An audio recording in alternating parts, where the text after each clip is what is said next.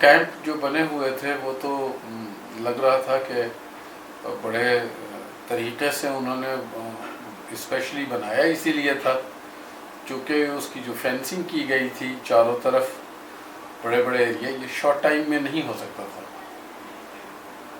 مجھے نہیں پتا کہ ان کو کیوں یہ بات کا اتنا وہ تھا کہ انہوں نے جو کیمپ بنایا تھا وہ خاصے بڑے تھے جس کیمپ میں ہمیں لے کر کے گئے، اور اس میں 30 وہ کیمپ کا نمبر تھا 30 کیمپ رانچی میں، اور وہاں پر 5 کیمپس تھے 1 2 3 4 یعنی 30 کے اس کو کیج آپ کہہ لیں کہ 5 کیج تھے ان 1 کیمپ ہوئے تھے جس پر ان کی گنیں لگی ہوئی تھیں، فکس کیا ہوا تھے مشین گنیں، اور پھر اس کے بعد جو فینس کے آگے جو ان کی پیٹرولنگ ہوتی تھی وہ بھی بیچ میں ایک اسپیس تھا جس میں وہ پیٹرولنگ کرتے تھے 24 آورس ان کی آرمی، اور اس طرح سے انہوں نے اس کو کور کیا ہوا، اور رہائش دے دی گئی ایک ٹینٹ میں. میرا خیال ہے کہ ہم کوئی 25-30 لوگ ہوتے تھے، ڈفرینٹ ونگ سے آئے ہوئے ہیں، اور ہمارے ساتھ 23 پنجاب ریجیمنٹ کے کچھ 1-2 کمپنیز تھیں، اس کے بعد 11 اور 12 انجینئر کور کے تھے لوگ، ان کے بھی شاید 1-2 کمپنیز ہمارے ساتھ تھے، اور مجاہد کے کچھ 1-8 کمپنی ان کی بھی تھی. تو یہ سب ملا کر کے کوئی ٹوٹل ہم 450-500 لوگ بنتے تھے، کیونکہ سب سے جو بیسک پرابلم تھا وہ کھانے پینے کا تھا کہ کھانے کے لیے صحیح کوئی اچھا ارینجمنٹ نہیں تھا. تو لیکن یہ کچھ دن رہا، اس کے سے کہ میرے خیال سے ہفتہ رہا ہوگا. تو اس کے بعد پھر جب ریڈ کراس کے لوگ ان کے نمائندے جب ان کی وزٹ شروع ہو گئی تو انہوں نے چیزوں کو ٹھیک کرنا شروع کر دیا. پھر وہ پراپر راشن ہمیں ملنے لگا، پلاٹون بن گیا، پھر کمپنی بن گئی، پھر پلاٹون کمانڈر ہوتا ہے، پھر کمپنی کمانڈر ہوتا ہے. سپوز ہمارے پاس کوئی چیز ان رائٹنگ لکھی ہوئی کوئی ڈائری تھی یا کچھ بھی تھا وہ بھی انہوں نے لے لیے، ہمارے پاس کوئی گھڑیاں تھی تو وہ بھی انہوں نے لے لی، کوئی کرنسی تھی تو بھی انہوں نے لے لی. یار اول تو ہم نے ساری کرنسی وغیرہ ہمارے پاس کچھ تھی ہی نہیں. تو مجھے یاد ہے میں نے شاید میرے پاس 5 روپے تھے اور میں نے 5 روپے بھی جمع کرا دیے تھے، کوئی نہیں تھی. پھر کچھ لکھے ہوئے میرے ہینڈ رائٹنگ کی چیزیں تھیں، نوٹس وغیرہ جو اپنی تھوڑی سی بایوگرافی میں نے لکھی تھی کہ نوٹ کریں، انہوں نے وہ بھی رکھ لیا تھا. ایکسرسائز وغیرہ ہوتی تھی، کوئی پی ٹی ہو گیا، پھر فال ان ہوتے تھے، تھوڑے بہت وہ پریڈ ہوتی تھی، اور پھر باہر ہمیں لے کے جایا جاتا تھا، یعنی اسی باؤنڈری کے اندر ہی سول کپڑے ہوں یا ہماری یونیفارم تھی اس پر پی ڈبلیوز کے وہ مستقل پرنٹ لگ کرتے تھے، فرنٹ پہ، چیسٹ پہ، بیک پہ، اور ٹراؤزر کے تھائی پہ، دونوں پہ، تاکہ یہ کہیں سے بھی اگر بھاگ گئے تو ان کو پکڑنے میں آسانی ہو. اس میں وزٹر آتے تھے، سم ٹائم ان کے جرنلز نے بھی وزٹ کیا، تو وہ یہی کہتے تھے کہ دیکھیں آپ لوگوں کو بھاگنا نہیں ہے، آپ لوگوں نے جلدی چلے جانا ہے تو کوشش نہیں کریں. ان کی پوری کوشش تھی کہ دیکھیں ہماری اور آپ کے کوئی دشمنی نہیں ہے، کوئی ایسا نہیں ہے، کوئی وہ نہیں ہے، یہ 2 ملکوں کی باتیں ہیں، یہ ہے آپ ایک بہادر قوم فوج ہے اور پاکستان کی فوج. لسٹ میں کچھ ایسے نام ضرور تھے کہ جن کو بنگلہ دیش سے ان کو ملی تھی کہ یہ لوگ پاکستان میں یہ لوگ ہیں جنہوں نے وہاں پر ظلم کیا ہے، یا ان کو انٹروگیٹ کرتے تھے وہ لے جا کر کے. لیکن ہمارے کیمپ سے میں نے نہیں دیکھا کوئی خاص وہ نہیں تھے. اچھا اس کیج کے اندر بھی ایک کیج بنا ہوا تھا وہ کیس تھا ہمارے جتنے ٹینٹس لگے تھے ان کے بالکل کلوز. جتنے سپوز 100 ٹینٹس تھے تو 100 ٹینٹس کو انہوں نے ایک اور اس کو بھی ایک کیج میں تبدیل کر دیا تھا. جو رات کے وقت ہے اس کو بند کر دیتے تھے. یعنی وہ آپ یوں سمجھ لیں کہ ان میں سے نکل کر کے پھر ہم وائٹ جو بڑے کیش تھا اس کے اندر ہم جاتے تھے دن میں، لیکن رات کو مغرب کے بعد جب فال ان ہوتے تھے اس کے بعد انہوں نے ہمیں اس میں بند کر دینا ہوتا تھا. انہوں نے ہمیں کچھ کوئی سبسٹینسز الاؤنسز ہمیں کرنسی کی شکل میں ملنے شروع ہوئے.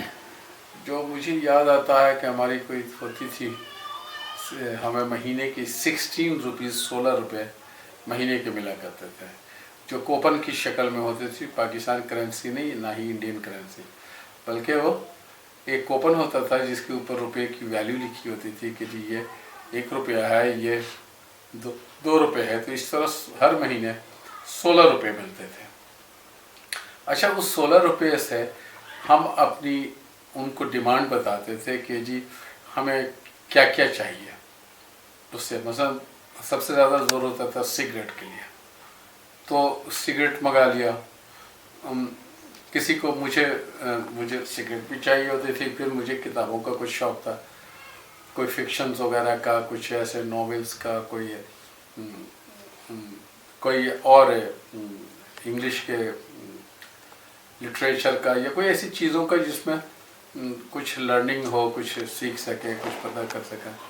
پاکستان کی طرف سے ہمارے پاس کافی گفٹس آنے شروع ہو گئے، جس میں کافی ہمارے لیے سلیپنگ سوٹس ہوتے تھے، نائٹ سوٹ ہوتا تھا، اور سگریٹس ہوتے تھے، کچھ کھانے پینے کی چیزیں ہوتی تھی، ڈفرینٹ چیزیں جو ڈیلی یوز کی چیزیں ہوتی تھی وہ اس میں آنے لگی. پیرنٹس کا ہمیں کافی عرصے تک، 6-8 مہینے تک ہمیں پتہ ہی نہیں تھا، نہ وہ ہم ان کے کانٹیکٹ میں تھے، نہ وہ ہمیں پھر خط لکھنے کا ایک وہ دیتے تھے فارم کہ جی اگر آپ نے لکھنا ہے تو اپنے خط لکھ کر کے آپ کو پھر اکٹھا کر لیتے تھے اور پھر وہ غالباً وہ بھیج دیتے تھے پاکستان.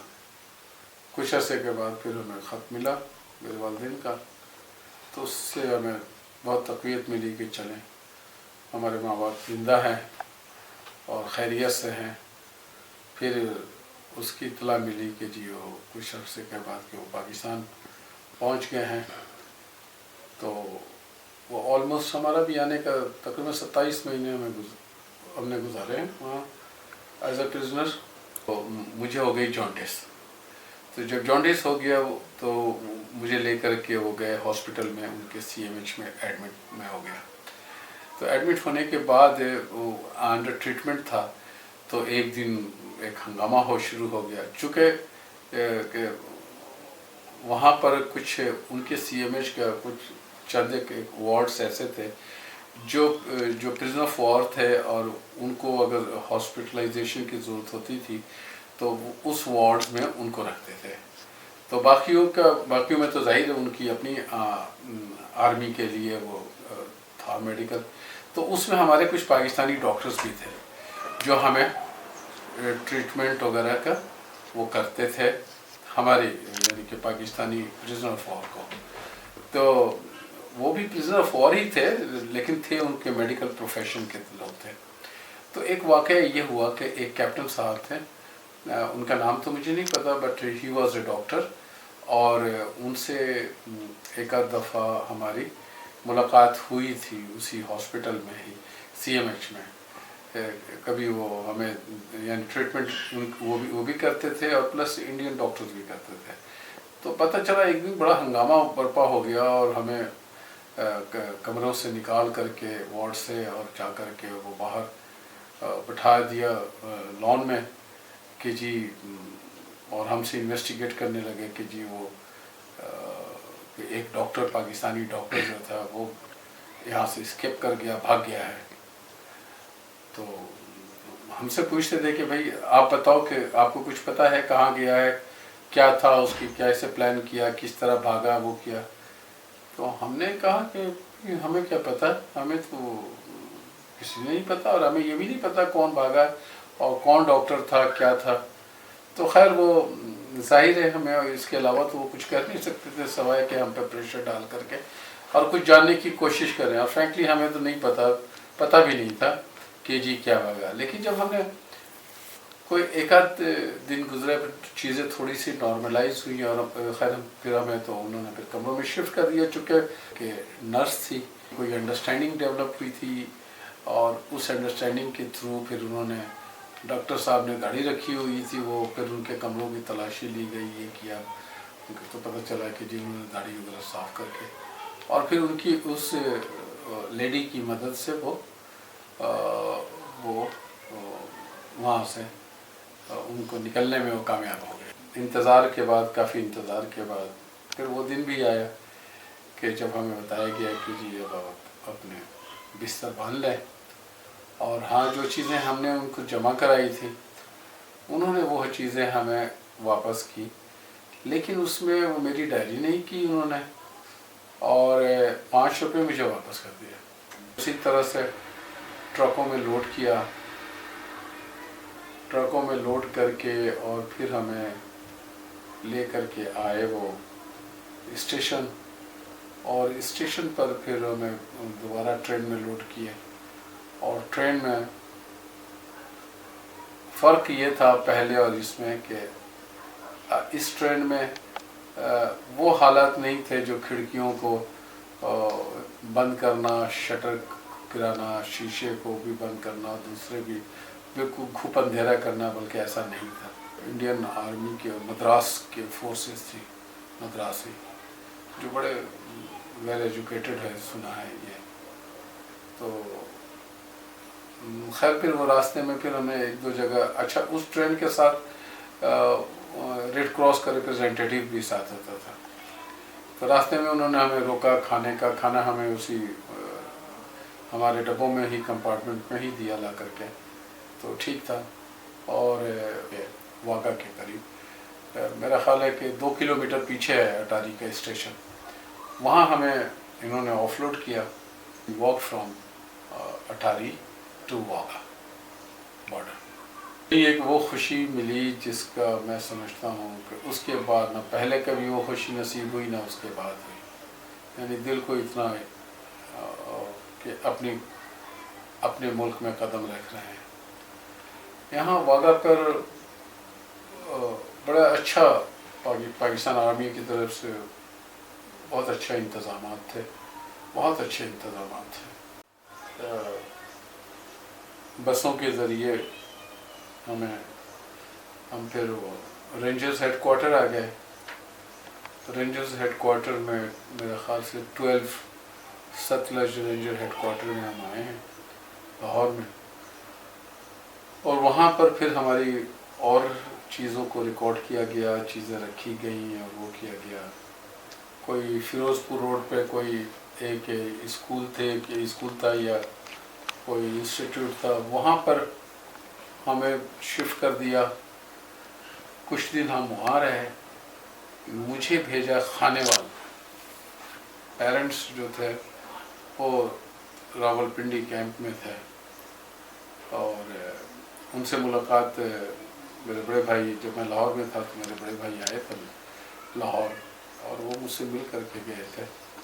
تو پھر جب میں خانے وال پہنچا تو وہاں سے میں راول پنڈی چلا گیا, اور راول پنڈی میں پھر میں اپنے پیرنٹس کے ساتھ مختصر یہ کہ میں وہاں رہا.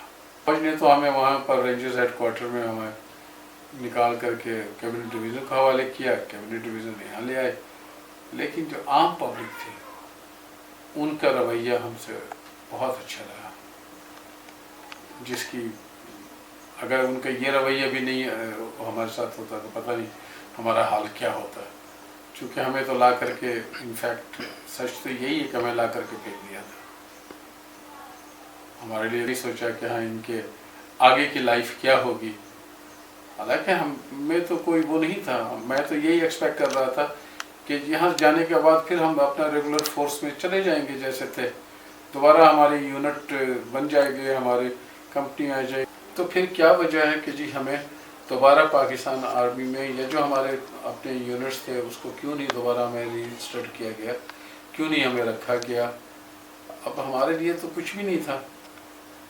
हमारे जो मैं अब क्लास 9th का स्टूडेंट था जब छोड़ कर आया था, तो 1 साल तकरीबन 9 महीने में जंग में रहा और 27 महीने ये, तो 4 साल तो मेरी ज़िंदगी का निकल गए थे। अब उस 4 साल में वापस नहीं मिल सकता था मुझे, ना मैं पीछे के 4 साल जा सकता था। तो मैं कहाँ से अपनी एजुकेशन को कंटिन्यू करता? क्या मैं दोबारा 9th शुरू करता? फिर 9th कैसे मैं शुरू करता? मैं तो बेयारो मददगार था बाकी फोर्सेस के साथ, जो पाकिस्तान आर्मी के साथ, उनके साथ यकीनन ऐसे नहीं हुआ होगा। उनको प्रॉपर रिटायरमेंट मिली होगी, उनकी पूरी ग्रेजुएटी मिली होगी, उनके फंड्स मिले होंगे, उनकी फिर सारी रिटायरमेंट की पेंशन भी मिलता होगा, उनके हॉस्पिटलाइजेशन भी मिलती होगी, उनका मेडिकल भी उनको मिल रहा होगा, सारी चीज़ें मिल रही होगी। लेकिन हमें तो कुछ भी नहीं,